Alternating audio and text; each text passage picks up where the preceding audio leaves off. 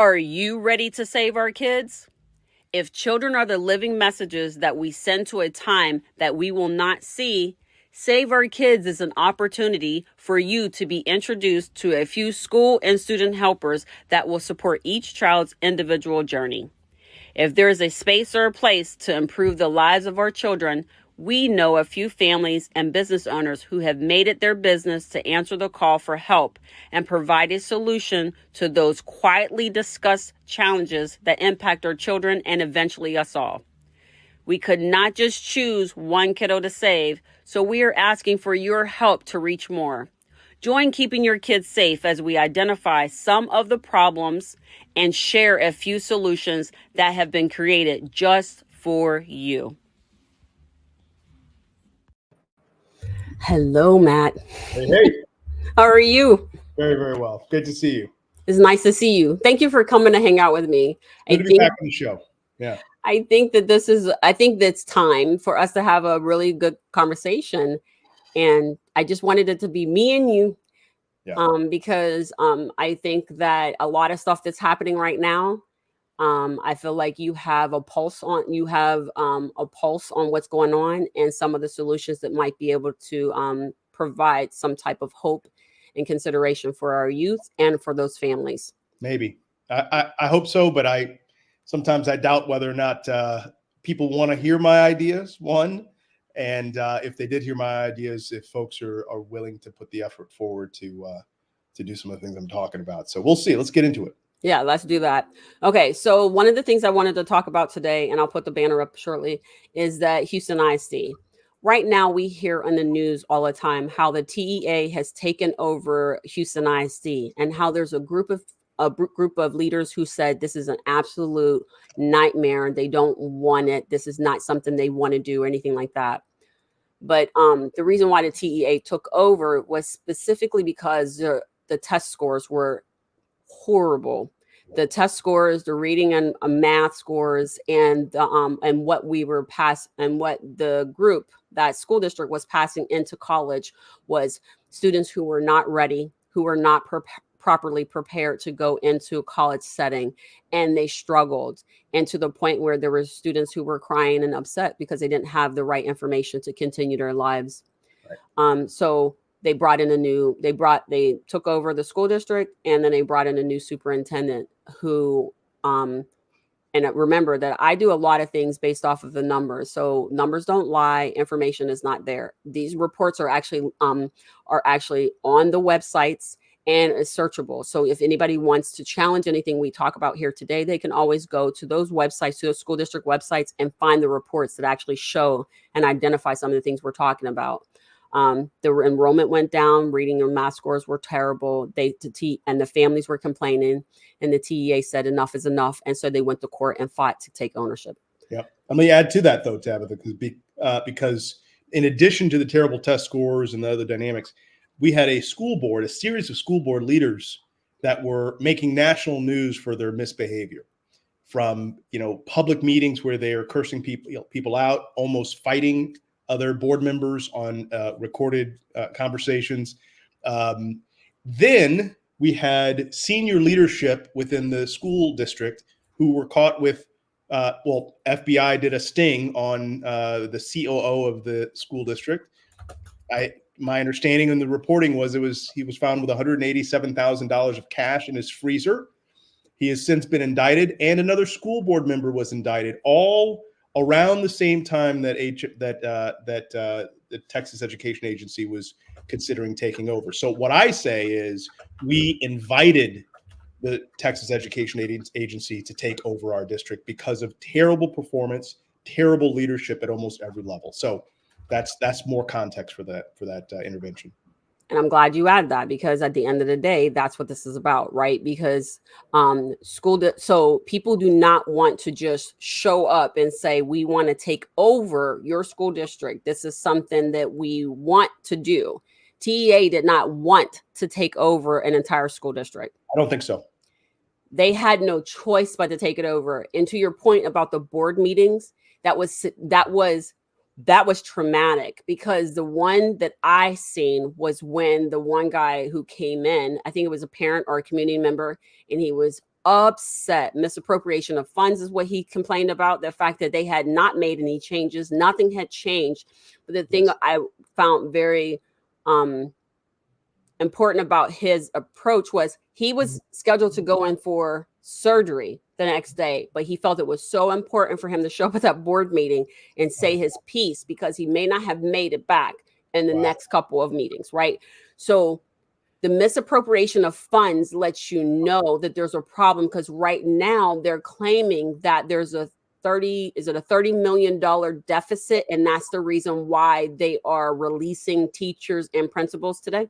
Yeah, that's right. There's definitely a huge deficit, but that deficit has been brewing for years, and it's all tied together, because as leadership performs poorly, everything else performs poorly, and parents, who are at least the ones that have options, are recognizing that they could find another place for their kid.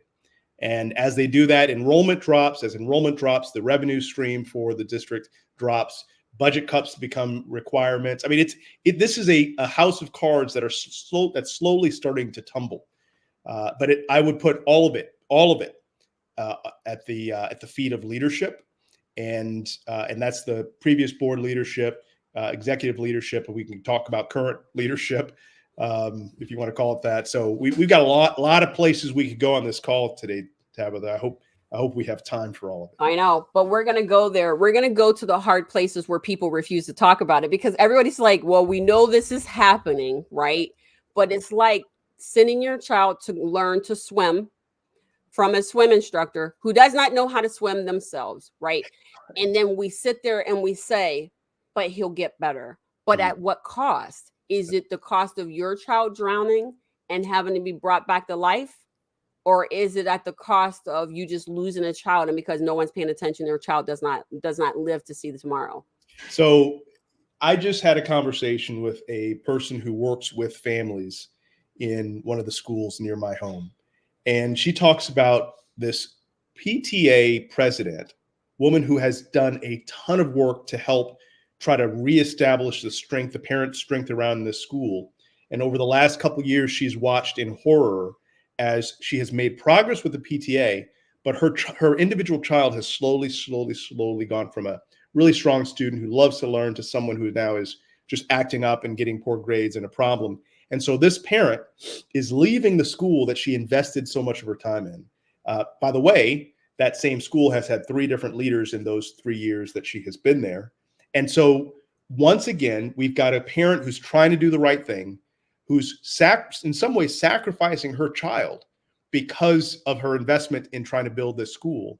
And at some point, that parent says, you know what, I can't sacrifice my child anymore. I've got to find a home for my child where they're going to get well served. And too often, the parents who find those homes are finding those homes outside of HISD, whether that be charters or privates or other districts outside of Houston. This is the spiral, the death spiral that is happening. And that's just one example of thousands of families who are making similar decisions because they don't want their child to be thrown into a pool, to be taught to swim by people who don't know how to swim. Exactly. And who's not really willing to listen, right? That's because all of us have come through the school system at one way or another, right? And so I'm not from the South, I am from the North. But at the end of the day, I still went through an educational journey. I had my own educational journey, came out on the other side, and was able to continue to proceed on. But what we're noticing a lot, if we pay attention, and I love all my people, regardless if you're parents or not, but I just want to share, everybody, if you have a baby, you're a parent. If you don't have a baby, you're still a parent. Amen. And unfortunately, and fortunately, for the same reason, you are under the impression that, oh, that's a school problem or that's somebody else's problem. But what happens when the changing of the guards happen, right? Because when they turn 18, we change guards. And the changing of the guards happen, it says they become employees, they become your coworkers, they become your dentists, they become your tradesmen, they become anything and everything that they can potentially dream of. Yep. And now they are no longer the parents and the school's problem. They're now your problem. That's right. The school doesn't teach them math. Yes. And then your job requires math. Now you have a problem. So we all really need to be this is a This is everybody's problem. This is not a parent problem, only those who have children in schools. Amen. Amen. And let me tell you another story, Tabitha. For the last 5 months, I've been real quiet on LinkedIn because I've been really investing a lot of my time working with folks who are formerly homeless. We're building a bakery together, and what I'm learning is the first time I've really dealt closely with homeless, and I am learning their stories, and I keep hearing over and over again how each of their stories has this through line about their schooling being a terrible experience for them, but where they came away feeling stupid, they came away feeling like failures, they came away without the basic set of skills that are required for adult living. Yes, they had family dynamics that were, at play. They had other dynamics that were making it hard for them. But the school, in the cases of almost every person that I'm working with who was formerly homeless, now living in a group home, in almost every case, that child was I would call at minimum mismanaged, could even be injured by the process of schooling, and it wasn't a situation, as I hear these stories, that people didn't realize that these children were in trouble. People knew it, but the school requires that these kids continue to move through the system and then eventually get out. So exactly as you're describing, Tabitha, eventually they get out, whether they drop out, whether they graduate without being prepared, and then they become a drain on our society. Yep. And now, I'm working with people who are 30, 40, 50 years old, and they have lived a lifetime of recovery, essentially, from an early life and an early educational experience that has taught them things that are just not true, that they're not smart, they're not capable, they're not able to solve problems, et cetera. And that is borderline criminal, maybe criminal. But hearing from these folks who are at the bottom of our society and seeing how clearly that linkage from a failed educational experience, it's really hard to hear. It makes me actually much more assertive when I talk to families about what is at stake. And I'm glad that you said that, because bullying is a problem because of retaliation. So let's be very clear.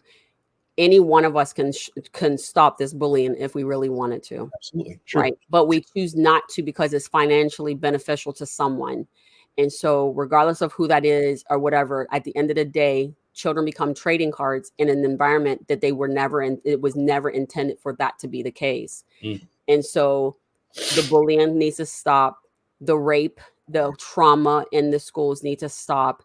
And here's another thing. I think a lot of times people are under the impression that you bring children into a school and you tell them pass or fail. Life is nothing but pass or fail. Life is not pass or fail. Never. It doesn't work that way. So when I go out and I crank my car and I say that doesn't start, that doesn't mean that car is a failure. What that means is that car is missing something that needs to be added to it in order for me for it to crank and come up, and then for me to drive away. But you have a lot of these kids, a lot of these young people believing that life is pass or fail. Well, I failed at this, so I'm not a good entrepreneur. I failed at that class, so I'm not a good math student. Exactly. That is not true. That's exactly right. I failed at this, so I must be dumb. Yeah, that's interesting because, life and school are almost opposites in terms of how the rewards are handed out. And in school, you're punished for any failure. In life, the failures are actually what teach you how to succeed in the future. And so every entrepreneur I've talked to, and it's been hundreds at this point, they fail and fail and fail and fail and fail and fail and fail, and then they finally catch something that wins. In school, the failure is ostracized, pushed to the side, sent to a DAEP school or something to that effect. And so anyway, this is well-established patterns of behavior, well-established patterns of what happens to young people in school. And the only question I would have for leadership is, how do you define success? Because if success is defined by a test score, that's a pretty low bar. And it's also something that has very little connection with adult living. If success is tolerance for failure, the ability to understand yourself and others, the ability to have healthy relationships. Now that's something I can get behind, but I've not seen a school district lead with that as the definition of success. No, and I don't think that they really understand what success is. So they themselves have yet to be as successful as they thought that they would be. Because I think that a lot of times we are doing nothing but trying to build our card stock, right? So I don't believe in failure. I believe in tolerance. I believe in min and max. We figure out what's the minimum amount I need to put in order to get the outcome that I want, and the maximum amount I can put in to get the desired outcome I want. That is it. Life is nothing but full of that. When you find a guy you like and you're like, oh, he gives me butterflies, everything's beautiful and great. Oh my gosh, he's a terrible person. I don't want to be bothered with that. That's you identifying what you're willing to tolerate in that relationship, right? So that's how I look at life. So as a business owner, have I failed many times? No. I've identified what doesn't work and what works. Period. That's right. Great point. The term failure is actually an oxymoron. That's not the right word to use. No, right? It's not. It's because I'm an engineer by I'm going to say DNA and by education. I was born a troubleshooter. They just sharpened my skills in school, and then I became a better troubleshooter. So I don't ever understand failure, because failure to me is when we stop trying. So we no longer wish to move forward. We're going to fail at this. We're going to end this. We're going to end our journey here. Done. But for students, so many times they say that red E or that red F. First of all, red is a horrible color to use on a child. Okay. So I don't understand why we do that. Oh my gosh. Yeah, that's right. Let me tell you another quick story. So again, I've got story after story now, and I'm working with homeless. I've gone from working with parents to working with young people, then parents, then both. Now I'm working with folks at, later in life who are essentially homeless or coming out of homelessness. The term learned helplessness. Have you heard that term before? Yes. Okay. So I had an hour-long conversation with a guy yesterday. He's almost 60. He has been in and out of kind of unstable situations for probably 30 years, maybe 40. He has, again, this hour-long conversation exposed several flaws in his thinking, but these flaws tie right back into education and schooling, essentially.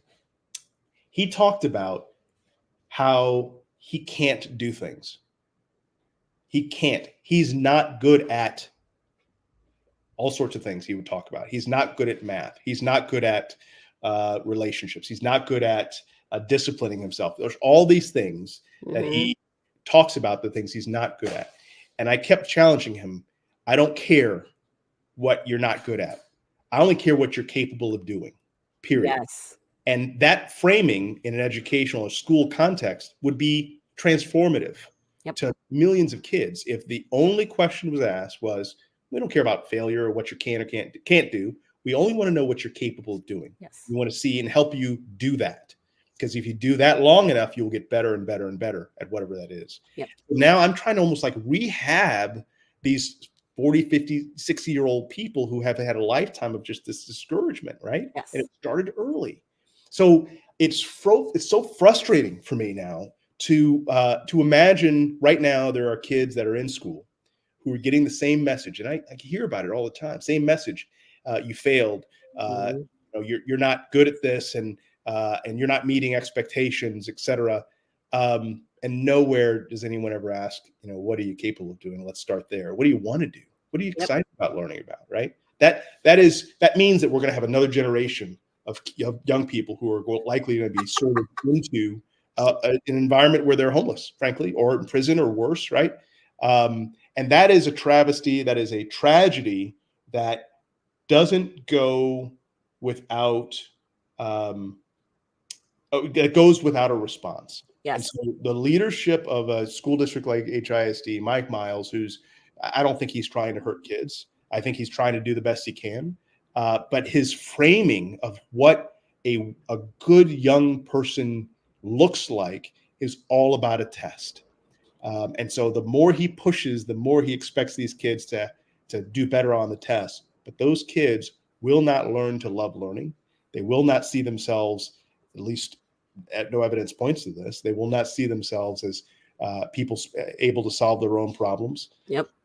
And again, what does that mean for an adult who doesn't believe they can solve their own problems? That means a tragedy. That's what it means. Yes, we are literally putting in their backpack of life all of the bricks that do Yes. not allow them to be successful in life. That's Let's exactly. just be very clear. My That's children, what. as they were growing up, I was like, they were like, I can't do this. And I was like, can't is a stopper. You That's are right. not allowed to use that word when speaking with me. That's right. And they were like, wait, what other word can I use? I said, go find a different one, because let me explain to you what can't does. As soon as you say I can't do it, you Shut- immediately stop trying. That's exactly right. I was like, I've never seen a group of people that says I can't do it, but I'm going to keep on working on it.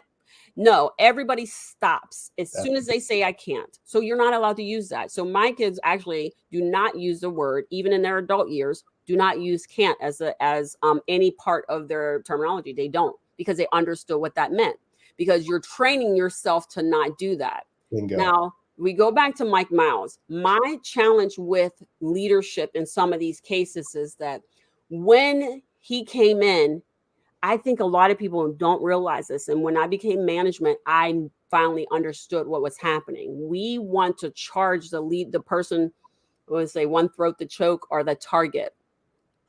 As these are all of his ideas. These are all of the things that he wants to do. And I don't necessarily think that that's the case. I think that what happens sometimes in these cases is that they are told, so we're going to hire you, but we want to make sure you're willing to do 1 through 10. Sure. And these are the things that we want to accomplish. So again, the agenda is not about the children. It's about what can I put into my backpack that's going to allow me to gravitate or excel so that I can move to the next place. Because we're capturing trading cards of experience, trading cards of skills. So you can trade your skills for somebody else's dollar. So you can say, I've been here, right? I was a superintendent of a school district, and we started this way and ended this way. And that's what people are going for. So when you go get a job and you're like, oh, I'm a manager, or, oh, I'm an engineer. Why did I tell you I'm an engineer? First of all, so you understood the context of my methodology and how I think, right? But the other thing is, sometimes it could be, this is my stake. This is my flag. So I'm planting my flag so you understand where I'm coming from and what I can accomplish, right? So in this leadership, I think that this is a twofold thing. Mike Miles is not here to harm any children. I do not believe that. I do not believe that he accepted that position with the intent to do any harm to any community, any parent, any student, teacher, no one. But I think what's happening is that they didn't tell the full truth.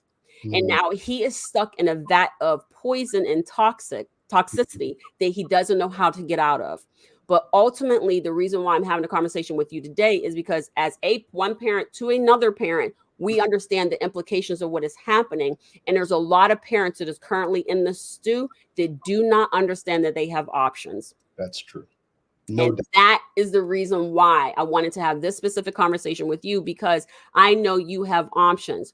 Houston ISD started at 225,000 children when I began my business. They were enrolled 225,000 students. And I remember this because I remember one of the leadership at Houston ISD telling me I was too small of a company to work with the school district that large. But I'm here to tell you, I'm about to work with a whole entire group that will give me greater than 600,000 students to work with. And I will begin that process in the fall. So what a limited perspective to say exactly it is too small to work with my organization. It's about effectiveness. Like there's no one that is too. Anyway, go on. That's right. So there's no one too small to accomplish your goals, right? Here's the deal. When I was coming in and having a conversation with them, they were losing kids at an astronomical rate every single day. Wow. But here's the thing, but people would complain about and be upset about it, and they add an option that continued to allow them to lose kids. And I remember receiving phone calls from parents saying, why aren't you in this district? Because they don't want me in the district. Yeah. Right. But that's still an agenda. So we go back again. So this, and I almost only saying all of this to lay the foundation of what is happening at Houston ISD. Houston ISD wants to improve these things, but they're not listening to the right people. I know a company who actually has won the bid to help with their learning management system and help improve the trajectory of the child's educational journey. And they have done nothing with this company. They haven't sent them anything. They ran them ragged. I need, right? Yeah. We provide all of that for them, and they turn around and do not begin or implement this program. So for all those people who say, well, they don't know, or maybe they know, I am a parent. I know what's missing in some areas. She's a parent. She recognizes that we see it because we're receiving employees that are not ready. Yeah. So what's the problem? Why can't we get the right people to listen to other people other than the one's agenda, which is financial stability for themselves? Bingo. That is so. All right. So you just touched on the thing that was the most obvious aha when I was running for school board in Houston a few years ago. And that is that there are thousands and thousands of people who earn a steady paycheck from the school district. And those people do not want any changes to happen to the school district because it might threaten their income stream. And so whether that is a contractor or a vendor or any number of different other places, these are all folks who don't want anything to change in the district. And as a result, the things that we have, that evidence has proven actually can work to help the lives of kids, don't get implemented, because to help the lives of kids, you got to change a good deal of the system. But the system doesn't want to change because too many people are earning a paycheck from it. And that, to me, there's a really cold place in hell for people who earn a living on the backs of kids, who enrich themselves on the backs of kids. That for those folks, there's going to be a very cold day of reckoning for them, I believe. Right. And I agree, because again, one of the questions I asked is, when did children become trading cards for the adults in this world? I don't understand how it's acceptable for you to trade one person for another for your financial benefit. If the only way for you to receive money in your bank account is to give a child in for any number of reasons, bullying, abuse, sexual abuse, education, all of it, trafficking, there is a special place that you will go. And that is a place that we will all usher you into. But I don't have a problem with that. We will usher you right there. Come on, the Pied Piper is calling you. Right. So let me switch this conversation a little bit, because I'm just realizing that we are talking about things that we see as our problems and the root sources of those problems.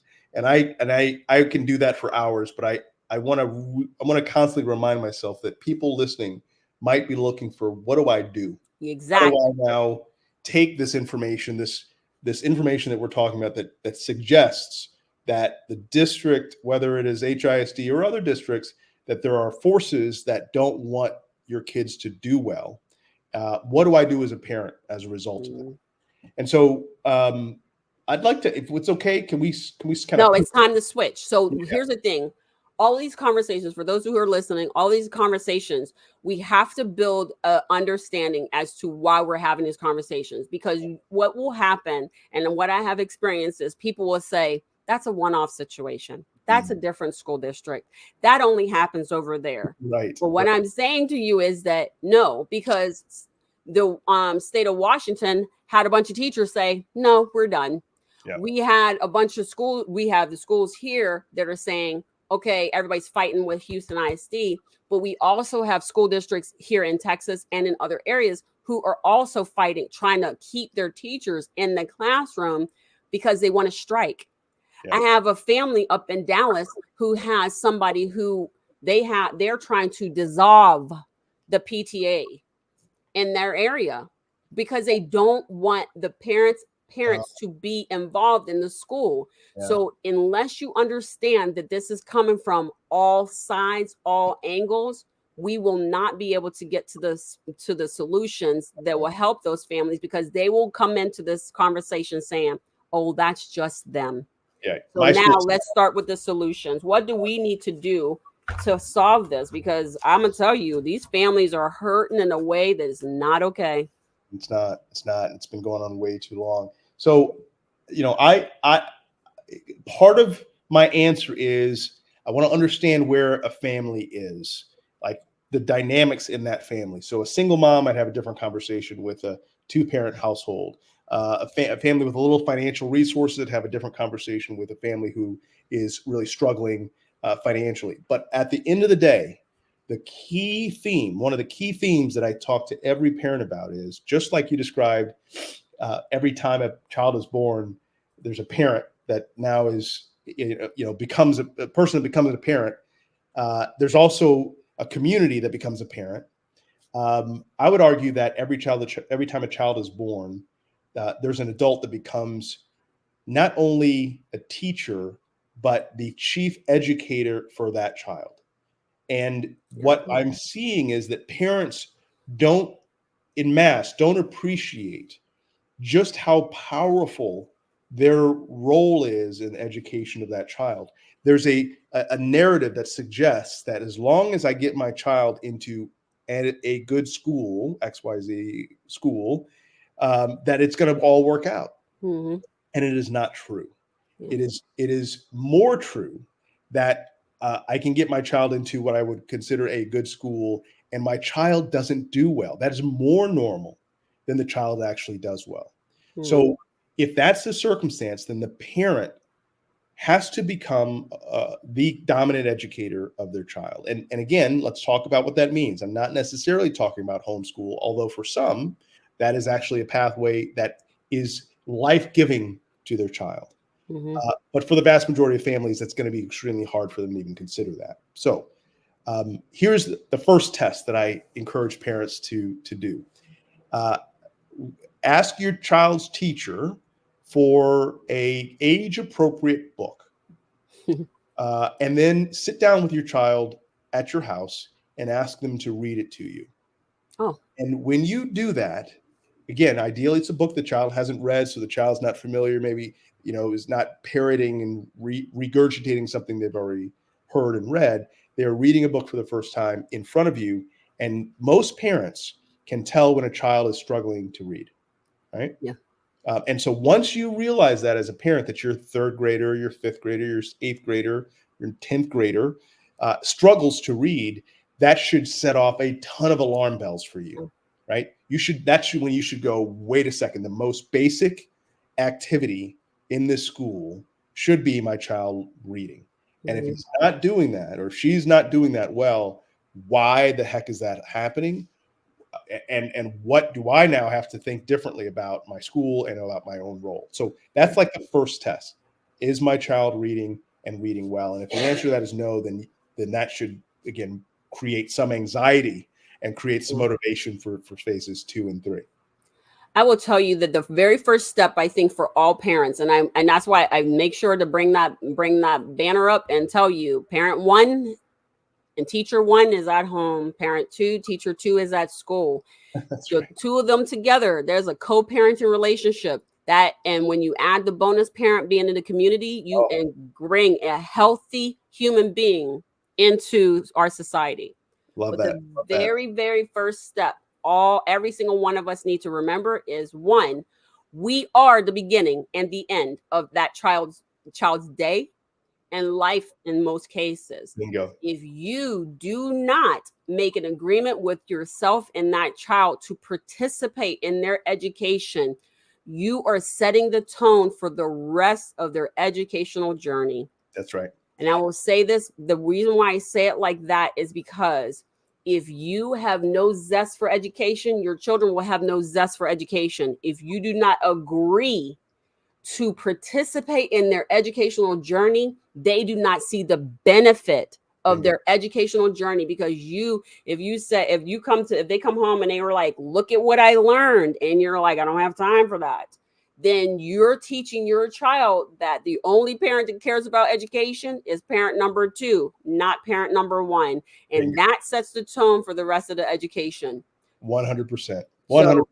And I'll tell you, I have worked with thousands of families, and that's one of the dominant errors that parents make. They look at the school and they blame the school, their teacher, when things aren't going well in the child's life, and they don't look at themselves. It's very chronic. I mean, I see it all the time. But back to this strategy. I'm going to tell a quick story. So here we go. First step number 1, participate. Agree to participate and show interest in education. I'm going to go further. I'm actually going to use different language just to make the point a little clearer. In school, we talk about parent engagement. Mm-hmm. Have you heard that term? Or it used to be parent participation or parent involvement, right? And I say, you know what? We need a different definition of that term, engagement or participation. So when you engage in a war, there's a different level of participation there, right? You don't participate in a war. When you engage in a war, you have focus, you understand the stakes are extremely high, and you're going to dedicate whatever resources are necessary to win that thing, right? So when I talk to parents about how involved should I be, or how participative I should be, or how engaged I should be, I say, all right, well, let's imagine for a moment that your child's life depends on what happens over the next 5-6 years. If that's the level of enthusiasm, then that's more like a military personnel engaging in a battle. And so there's no half-stepping on that type of engagement. So participation, I push past that wording. Involvement, I push past that wording. Engagement, I push past that wording, unless it's engagement with the same level of energy as engaging in a war. Because let's be clear, there are forces, whether they be social media. Mark Zuckerberg is out to destroy this. Yes. I mean, let me just be clear. He does not want your child to have a beautiful life. He wants your child to be on his platform of choice all the time. Watching life. Absolutely. Watching life, not participating. Not being involved. In life. That's exactly right. So there are forces that are actively conspiring to injure your children or to distract them at minimum. So if that's the truth, then you have to be as strategic as a general in a war, recognizing that there are forces out there trying to get my kid. I'm going to do whatever the hell I need to do to make sure it doesn't happen. Right. So, all right. I hope I'm not going too heavy on this thing. No, do it. We have to do it. I think a lot of people are not paying attention. Your job is not more important than your child. If you didn't get that memo, look at Michigan. Those 2 parents that are in jail right now because their job was more important than taking that child out of the building. Oh, right. Yes. I can't take him home. I have to go to work. No, take him home, because now your rest of your life is over. Yeah. No job is ever more, I don't care who you are. No job is ever more important than the safety and well-being of your child, because home is foundational. If your home falls apart, look at the homeless population. When home falls apart, everything else follows. That's right. That's exactly what I'm learning working with these homeless folks. All right. So first step is, essentially recognizing your role. Mm-hmm. Reimagine your role as not just a parent, but a teacher, the principal educator for the life of that child. Then as you do that, then really step 2 is sit them down and have them read an age-appropriate book, one that they've not seen before. You can ask your librarian as well for that book. That's probably a better way to go. Ask a librarian, hey, my child is 5 or my child is 10 or 15. What's an age-appropriate book for that child? And now you sit down and you actually have them read to you. And if they're not reading well, then that's alarm bell first. Step 3 in this is, and I think you had it on the little banner that went down there. Educating a child is not a individual sport. Nope. It is a team sport. And you now have, as the general, you've got to now recruit your team, Yes. your force, your military force. And part of that team, ideally, is the teacher, Yes. right? Even in a school that you don't like, even in a district that's got problems, your child's teacher will be, whether you like it or not, your number one ally and support in your child's education until such time you've They moved to become your some other enemy. classroom. Right? But even if they're your enemy, I mean, let's be careful in language here, because I've not met a teacher who's ever been the enemy of a child. I've met a lot of teachers and parents that are working cross purposes. So it Oh, seems like, that's a good way to look at that. Thank right? you So for that. teacher says we should be going right, parent says we should be going left, but they both are caring for that child. They just have different opinions of how to proceed. So there, you as the general need to engage into that conversation with the teacher. All right, how are we going to work together on this thing? Because it seems like you're wanting to go right. I think we should go left. How do we work this out so we are both advocating for this child? Because if we're working at cross purposes, guess who's going to get hurt? Yes, The child. exactly. Right? So step one, recognize your role. Reimagine your role as the chief advocate, educator, teacher, parent, all that, police officer, doctor, all that is the role of the parent, right? Step two is recognizing that, start the process of understanding where they are from just the basics of reading. And again, ask your librarian if you can give me an age appropriate book for my child, and sit down with them and see how they do. And if they don't do well, alarm bells should go off. But before you do anything next, you begin recruiting your team. Yes. And that's a call to your teacher, your child's teacher. Not only your child's teacher, though.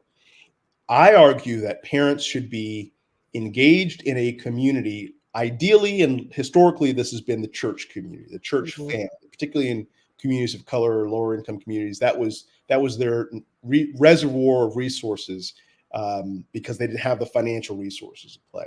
And so with families I work with, I say, listen, are you a part of a church or a temple or some sort of faith community? And if you're not, join one. Even if you don't believe in that, right? Join one, because your child needs it. Your child needs other adults who are going to reinforce the things that you're saying for that child. And so if raising a child is a team sport, then, and you're the general, recruiting your child's teacher by calling and saying, listen, I want us to be on the same page. We may not have disagreements on how, but we're going to 90%, we're going to be on the same page. We're going to reinforce one another. We're going to support one another, et cetera. And then going to your church and saying, listen, I want to begin connecting with other parents and other young people so that I can begin to build a team. I call it your assistant coaching staff of people who I can call upon to help with different elements of my child's life. Here's an example, Tabitha. And I did this with my kids, and I should have done it more looking back. I kind of got distracted myself, but I would go to church and I would literally write down on a sheet of paper people who I knew were, in my context, godly men and women who had maybe they raised children well themselves. Maybe they didn't have children, but they maybe have some sort of interest or delight in working or being around kids. And then I also looked at kids that were maybe 5 or maybe 10 years older than my kids. So if my child is 13, maybe a 23-year-old, someone who maybe recently graduated college. And for all of those folks, I would individually ask them if they would take my child to breakfast on a Saturday. Would you consider taking my child to breakfast? Well, why? What should we talk about? Wow. Talking about anything you want. I want my child to start to build a relationship with other people who I would consider godly, capable, thoughtful, wise young men and women, because they're going to need other people to talk to. And now I've got kids that are age 18, 20, and 21.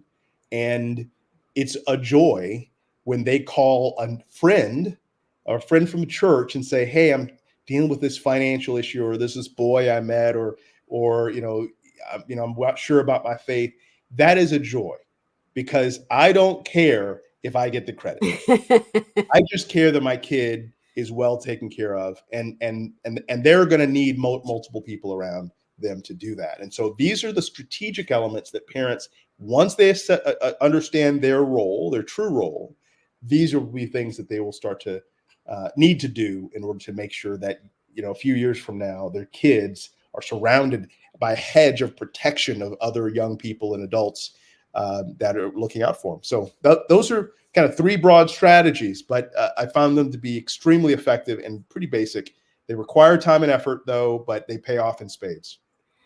I love that because my mom did that too. But what she did was, I never really thought about it until this conversation. I remember her saying, I don't care who you talk to, but you got to go find someone else to talk to. And Yes. Here are all the older people around us. So go find someone. Yes, It doesn't matter. I just need you to have some place to go. that's right. So, because I think a lot of times the sad part about it is kids will go to kids. They Yes. go to their counterparts. And if they do tell you all the bad things, then they tell you all the bad things. Right. Tabitha, it's worse. It's not just kids going to kids now. It's kids going to tech. Yeah. Right. So kids are asking Google questions that a couple And generations. by the way, we're older than Google. Yeah. They're asking Google questions that they would have asked a grandparent or an aunt. They're asking ChatGPT questions they would have asked a parent or a brother or sister, right? So we now are in a weird space where the answers that your kids might be getting to really important questions are being answered to them by people who have no understanding of your culture, your context, how that child is understanding the answer, the reverberations that come from getting bad information. And again, of course, as you said, Tabitha, that they're also asking their friends, how do I deal with this young lady or this young man? How do I handle my money? And you want to talk about bad idea?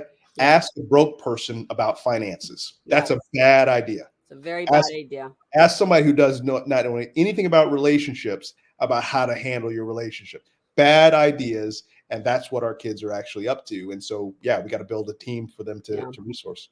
But what I will say with that, and I'm glad we did these three. I'm glad you did your three broad strokes. I believe that at the end of the day, it's our responsibility as a parent and as the adults in the room to set the tone for how that child is going to move. That's right. You have up until the age of 5 to get that mess together.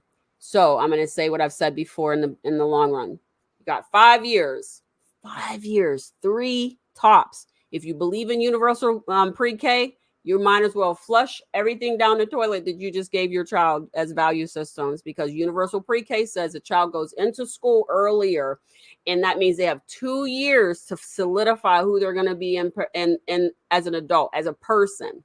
If the school and all of what they're currently doing tears out your top 3 years and shoves in for 2 years solid what they want to have in that child, now you're battling an entire school and their idea and their value systems in your home. Yes. Where you are saying, we don't agree with this. No, we're not doing this. But because you gave your child over to a group of people because you thought work was more important, or, let's get them educated earlier. If you're not paying attention, the 6th and the 7th and the 8-year-olds are actually letting you know not to do that. Yes. Because you see where they're going or where they're not going. Why would you put your child on that train that early? Well, so what you're describing right now is, as you probably know, heresy in the education speak, right? In every meeting I've been in for a dozen years, I've been in meetings where folks are saying we need more institutional education for our kids, particularly the younger age groups. So my response to that is, first off, okay, how effective is K-12 for most? Not. It's not. So why do we expect that expanding that is somehow going to create better outcomes for kids? That's never been made much sense for me, that K-12 is working. If K-12 is working really well, then maybe we can have a conversation about that, but it's not. So that's the first one. The second one is, as you describe, the things that are important for a child to learn. It's not math. Nope. It's not reading. It's not, history, science. That's not the most important pieces. The most important pieces am I loved? Do I have a sense of who I am? Do I have a clarity about what's right and wrong? Those are things that, for the history of mankind, all of mankind, except the last 125 years, the people who taught that were the family and their small community networks of grandparents, aunts, uncles, because that's what mattered most. Honor, dignity, whatever the values were that Right. community was communicating. And institutions have never proved to be a very good communicator of those types of values, particularly for younger kids. Absolutely not. They absolutely do not provide that. There are families, there are teachers inside the environment that want to love on the children, but they do not have the time to love on them in a way that helps to solidify who they are as individuals. So That's putting right. your child in a school at the age of 3, you are literally setting them up for failure. And I don't and here's the sad part about it. You will not, this is where your failure starts. This is failure here. So so at the beginning of our conversation, we talked about the men and the max and failure. I don't believe in failure. This is a failure because when you put a child in a situation where there is no hope for a positive outcome, you are setting them up to fail over and over again. Because if you put a child in an environment and you don't give them critical and independent thinking, you don't supply them with feeling safe, feeling seen, feeling heard. Yeah. You tell them that everything that they have and everything that they desire in life cannot be handed to them unless the leadership provides it to them. You're literally setting them up for failure. And so there's no opportunity. So schools have gotten to the place where they're not teaching entrepreneurship or teaching how to independently thinking or teaching how to critically identify or work your way through any situation. They're teaching them how to be operators, which is mindless, which says take this screw, stick it in this hole, zzz, zzz, zzz, and the torque is already set, right? So we have to be mindful. Schools are set up to do nothing but create employees for the manufacturing system, regardless of what you think it is. So that can be cars, that can be electronics, that can be food service, that could be any industry, because ultimately I have run across multiple young people in their position and I'm like, wait, that's not how you're supposed to do this. You know how I know that? Because I know their job better than they do. And that's because, well, this is how they told us to do it, right? And so, but you know that to be wrong. Yes, but this is how they told us to do it. This is what school is teaching our children. And for you parents who are listening to this and saying, wait, but I have no options, that is a lie you tell yourself. Because honestly, you have options. You can homeschool. Homeschooling does not have to look like what you think it does. Homeschooling is not you sitting there teaching a child. Homeschooling has evolved so much bigger. Look into it. Very true. Cyber school. Cyber school is free in some states for some families. And again, they're not sitting in front of a computer all day long. There is more advancements when it comes to cyber school. You're talking about Montessori school. There's a lot of great things with that too. Charter schools. There are charter schools out there that have a 90% enrollment rate into college. Look into them. Your child is waiting for you as the parent to stand up and fight for them and their education. If you as a parent do not stand up and fight for your child's education, your child will not stand up and fight for much of anything in their lives because you set the tone for the rhythm of their life. So this is, I've got no issue with anything you said, right? There are the risks about turning over the educational experience to institutions should be apparent to folks, right? Let's spend a little bit talking about how a person moves from looking at school as the solution to then considering other alternatives like homeschool or online education or places like Montessori, things that give the child potentially much more ownership of their own education, much more opportunity to build their own intrinsic desire to learn rather than being told what to do so they can go and work on an assembly line, which are now operated by robots mostly. So, yes. So for most parents, that kind of pathway I just described, where you start kind of reimagining your role and your responsibilities, and then your next move again is you evaluating reading. Mm-hmm. Let me add a little agenda item there, a little additional point. Evaluate your child's heart. Yes. So if the child is reading well, but they don't like learning, they feel they don't feel good about going to school, that's another huge red flag. And I probably should have mentioned that before I talked about reading. Watch your child's heart. Mm-hmm. Your child's heart, that is a spiritual element that if they're hurting, that's going to lead to long-term problems as well. Now, a parent who realizes their child's in trouble, or a parent who looks at kids that are 5 or 6 years older than your child and goes, man, I'm not comfortable if my kid is that kid, right? Mm-hmm. That kid at 5 years older, he's or she is not the child that I dream about. So now I move into this next phase of building a network of folks, a team that I'm going to now engage in the educational experience of my child. That then becomes possible micro school environment. Let me describe what a micro school is, because I don't know how many of your family members that may be watching this really understand it. A micro school is any place where 3, 4, 5 kids might be in a learning environment together. Mm-hmm. With technology being what it is now more likely and more possible for a small group of families to create an amazing, amazing learning experience for a child in a way that just wasn't possible 10 or 15 years ago.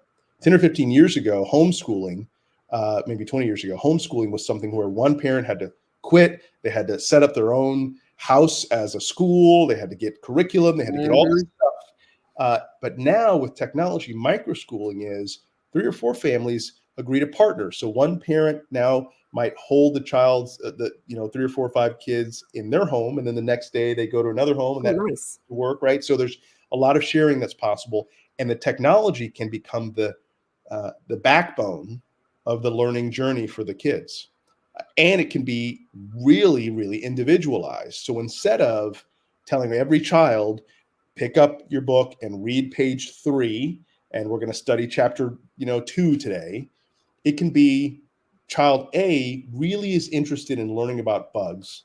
So that child is now on a learning journey that's about bugs and biology. Child C, or child number 2, can learn about history or art. Child 3 can learn about math and science. And then at the end of the day, the 3 of them all collaborate on presenting what they're learning about for the others. And that type of learning environment creates all sorts of cross-functional learning opportunities. It creates a young person who's genuinely curious and willing to go through the hard labor of solving a problem. I want to learn about bugs, but where do I start, and how do I learn? And I got to learn how to read this. I don't know how to read this very well. And all of those things become an internal driver. Yep. And again, that's a way that a parent could partner with other parents to create an amazing learning experience for a child using technology that's almost free or very close to free as the backbone. But it's really a partnership with other families. And that's happening now. A lot of families who are in Houston Independent School District or other districts who are fed up are actually saying, you know what? I'm fed up. You're fed up. You're fed up. Let's work together. Yeah. Let's bring our kids together, and let's start this summer. And this is actually the perfect time to have Tabitha. This is the perfect time to have this conversation, because the summer months are the time when parents can actually prototype and experiment with this idea of a micro school, so that in August, when school comes back around, they may be so comfortable. They may be seeing things in their kids that they're like, you know what? I don't think we're going to go back to school after the fall. We're going to be homeschoolers and live in this micro school space, because my kid is loving learning. He's got some social connections. He is, or she is, showing a desire that was not there before. and they're not getting bullied, and they're happy, and they're staying in their neighborhood. They don't have to drive across town, and. So that is a pathway that some families are getting to that point where, as they build their community, they can now begin saying, gosh, I can see this being a replacement, a much better replacement for that place we've called school for the last 125 years. Absolutely. I love that, because so when I went back, I'm a product of public school. And my public school, I have to say, I went to a magnet program though, because my mom would move me. I was the first. So she was like, the other two were settled. They were younger, but they were settled because they were performing arts students. So you just plug them into those strange schools, right? Because they are some eclectic people, right? Yeah. Love them. I think they're amazing. They make the world go round, but I didn't fit. Right. So my mom would say, I don't like that school, so she would move. And I don't like that school, so she would move. So I moved at least 3 times based strictly on my education. That's what my mom did for me. So she put me in a magnet program because she realized that I was different from the others. And so she put me in a magnet program, had me choose, but I think they already realized where I was going. And I chose that one that was tech. And I've been in tech ever since, right? And so she made that decision. I think parents need to make the decision. Right. Your parent was operating like the general I described. Yes. Your parent was saying, I'm going to do the things that I have to do to make sure my child is okay long term. Yes. And that means short term, I may do some things that are unpleasant. Right. And definitely. And I wasn't happy about going to the school necessarily, I don't think, because of the area. And the fact that I had to walk to school every day. I mean, how many times have I gone to school soaking wet because I was too close to get a bus, and I was too far away to be halfway dry when I got there. I mean, wet all the way down to every layer, right? All the way. But my thing is she was saying, she said, I want them to get the best education possible. The education then and education now are 2 totally different educational spaces. They're not the same anymore. They're not teaching creativity and individuality. They're teaching drone-like behavior in a way that does that. But I have to say, if parents do not take the time to listen to their children and to pay attention to what's happening, they're not going to get they're going to miss it. You miss it if you're not listening. And I don't mean listening halfway. I don't mean listening with your phone in your hand. I don't mean listening while you're looking at your computer and this child is talking. I mean feet firmly on the ground, you looking face to them, phone off to the side. I need to pay attention to what you're saying and how you're feeling, because whatever this is, I'm responsible for making sure that you have the skill set necessary to solve or to resolve whatever's going on here. So you have to be willing to listen and make sure it's active listening. Don't be trying to think what else can you think about or answer the question you think that they have. Let them complete the sentence and you devise an answer that is age appropriate and gives them back what they're looking for. And that goes for teachers too. Teachers are mandatory reporters, but that does not give you the right to destroy families when you have not asked the right questions. Oh my goodness. Can I take a quick story about that? Go ahead. Oh my gosh. So I have a friend, essentially a family member I worked with, but I knew the family, and the dad and the son liked to wrestle. Okay. And so they would wrestle at home, and I think the son was probably 6, maybe. And they were wrestling, and the kid went to school the next day and he had a bruise on his arm, or maybe his back, someplace. Right. And somebody at school said, "Hey, how'd you get the bruise?" And the kid answered, "I was fighting with my dad." Right. 6-year-old fighting with my dad. That's an answer, right? Yes. There was no, like, what do you mean? I mean, we're not sure actually what interaction happened with the child. There was certainly no kind of exploration about this or any understanding of what could that mean. But CPS was called. This family, who again I've known for a while, very honorable family, very loving dad, scared to their core when the CPS said, we got a response and we're very close to removing your child from your home. That he had to go through a whole series of explanations and a whole series of interviews and a whole thing. Now, I understand there is a risk that the CPS is trying to, and I understand to some level that the school saying, okay, we're mandatory reporting, so I've got to report it. But these are things that there's nuance. There's nuance involved. If the child says, I was fighting my dad, does that mean that you should call CPS? Right. But again, I want you to appreciate just how traumatic It is. was for a family who's a deeply loving family. Yep. And they've also had 3 other kids in the system that were older than this child, and so like there's a whole bunch of story here that gets lost in this impersonal reaction. So I don't fault the teacher or the school official. I fault the system that is so disconnected from relationship that they don't know the family, that they couldn't call the family and say, hey, this is what happened.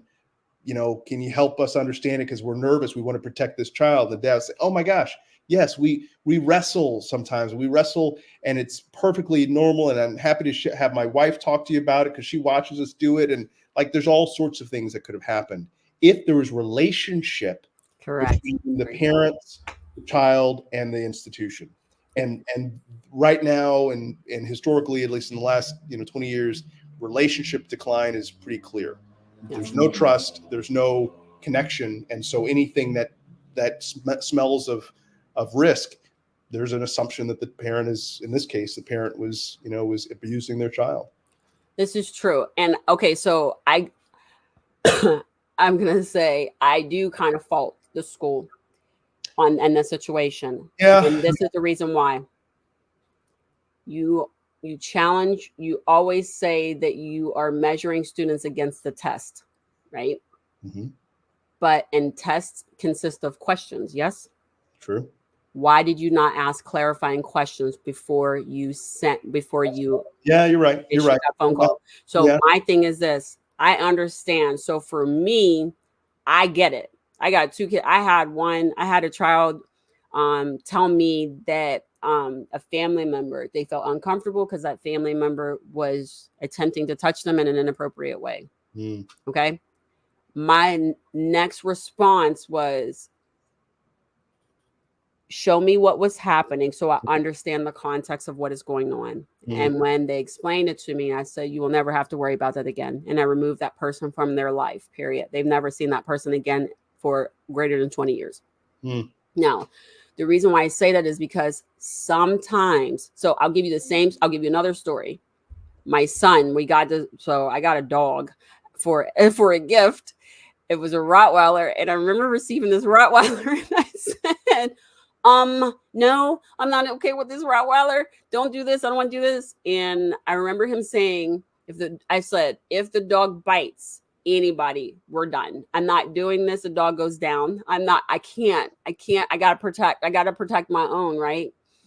So my little one comes in and he's like, oh, he bit me on my head. Right. And I was like, what? He was he's like, he's not crying, but he's like, he has these little tears, little crocodile tears. And he's like, he bit me. Where'd he bite you? On my head. And I'm looking, I don't see no broken skin or anything like that. And I say, what were you doing? And he said, oh, we were playing under the blanket. And I was trying, and he couldn't find me. So he tried to get, and he was pulling out. Turns out the dog was pulling out his blanket, right? Trying to get him. He didn't bite him. He didn't break the skin or anything like that. He was playing with him. It was one puppy with another puppy, right? So you got 2 puppies, and then one puppy don't have opposing thumbs, so he can't pull the blanket off. Right. That's right. Right. So if you ask clarifying questions, that's right, you would have it. And so who was the adult here? The adult is the one who asked the question or got that information and did not ask clarifying questions. So you started a jacket on someone who had no business in that system, and you took the ability away from them to actually focus on someone who needed that support other than someone who did not. Exactly right. We removed a resource, chasing a phantom when there's a kid that's literally being abused and it's obvious that didn't get the call. Correct. Or didn't, right. So anyway, but it's an example again about this breakdown of relationship, breakdown of trust, breakdown of connection between the parties that are involved in the education of a child. And again, that's partly why I am now an advocate for helping parents realize that there are opportunities like micro schools out there, and they can build it, and they can also join them, because in those environments, the level of relationship is extraordinarily high. The level of understanding of connection, of conversation, extraordinarily high.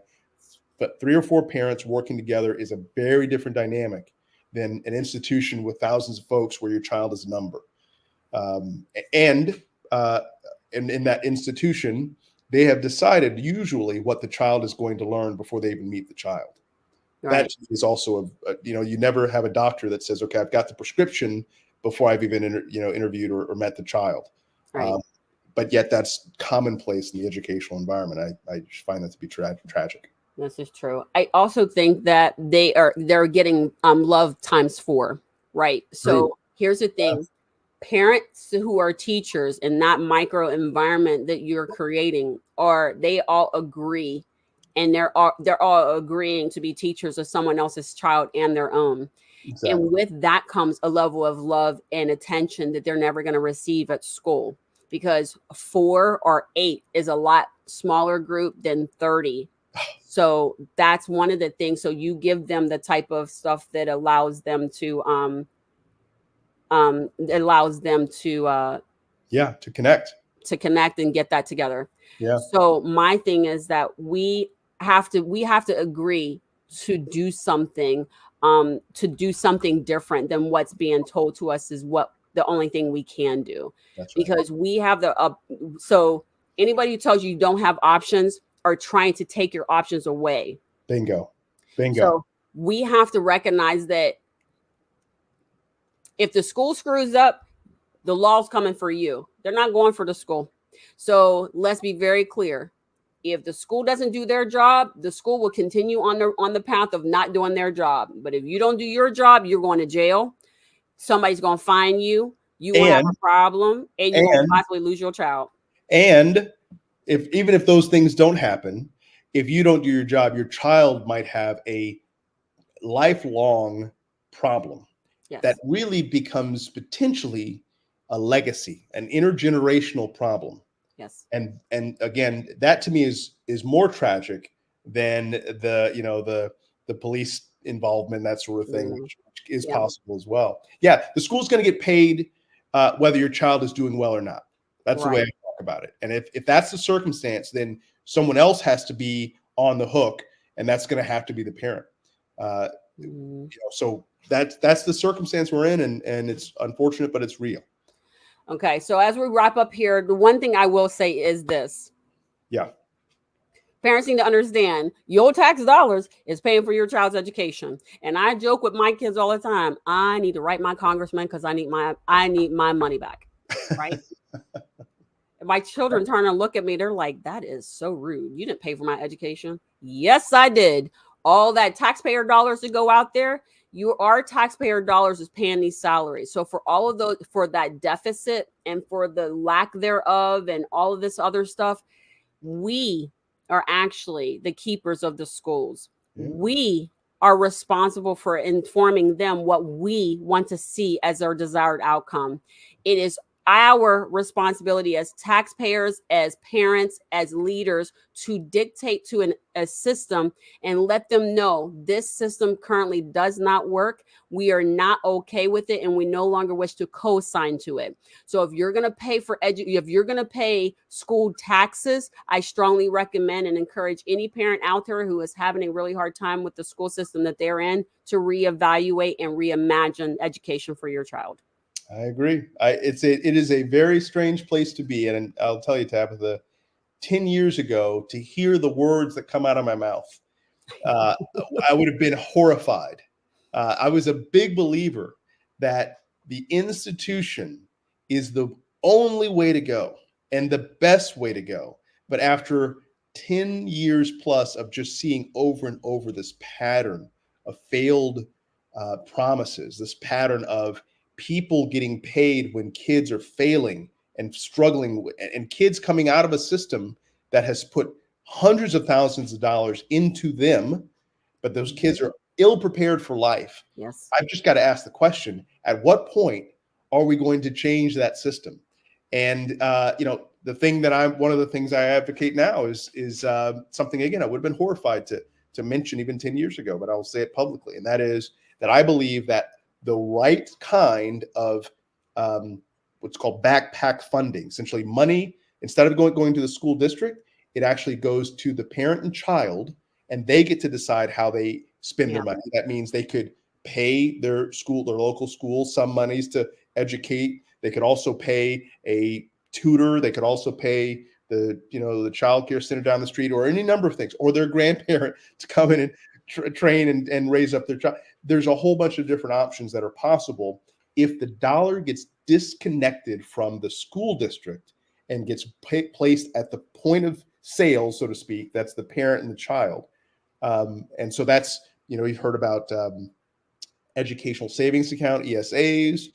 People on the left are going crazy, like that's terrible. It's the worst possible idea. People on the right saying it's the best idea. Frankly, I'm in the middle because the proposals don't answer the questions that I actually want, but it is a pathway that I think, if done right, could create a lot of opportunities for any number of families who feel stuck in a crappy educational environment to create something new and potentially much more beautiful for their child. So yes, I'm advocating for change, and I'm hopeful that kids will benefit rather than the adults who have been benefiting for the last 50 years, having this system that just seems so entrenched and opposed to transformation. Yeah.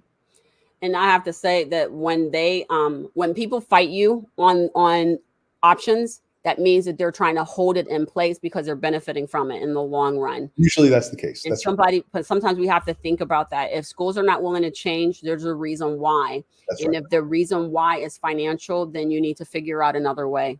I'm a firm believer that we are a PhD in our environment and what we have. And it is up to us to determine, it's up to us to find a partner who's going to do the same. So I guess he dropped off he dropped off. But I thank you very much for hanging out with us today and learning a little bit more about Houston ISD, what's going on, what you know, what you don't need to know. Okay, here we go. I was like, you just dropped off. So I have no idea what happened. It just said there was a problem. There was something broke or something. I don't know. So what I'm saying, maybe. Yeah. So thank you very much for hanging out with me today. Thank you very much for spending the time to have this conversation. This conversation is a hard one. It is. And Tabitha, I appreciate you inviting me, one, but I also appreciate you asking questions and pushing on a system that keeps staying, for the most part, the same when everything in our society has changed. And so many kids suffer in this system. I appreciate you beating on that system, because if kids are suffering, somebody's going to have to change, and we don't want the children to change, because children are actually great. Yes, amazing. Around them to change. Yep. Yes, so that is our thing. So, like always, I do appreciate you spending the time with us, and everybody has options. So we appreciate the fact that people are listening and that they have joined our conversation. So until next time, we'll see you again. Take care, Tabitha. Good luck to you. Thank you. Bye. Thank you for your time today. We appreciate the support and look forward to you visiting us again next week. Same time, same place. Until then, words are power. Please remember to use them wisely. If you have an interest, like to be on our live show, please let us know and send us a direct message.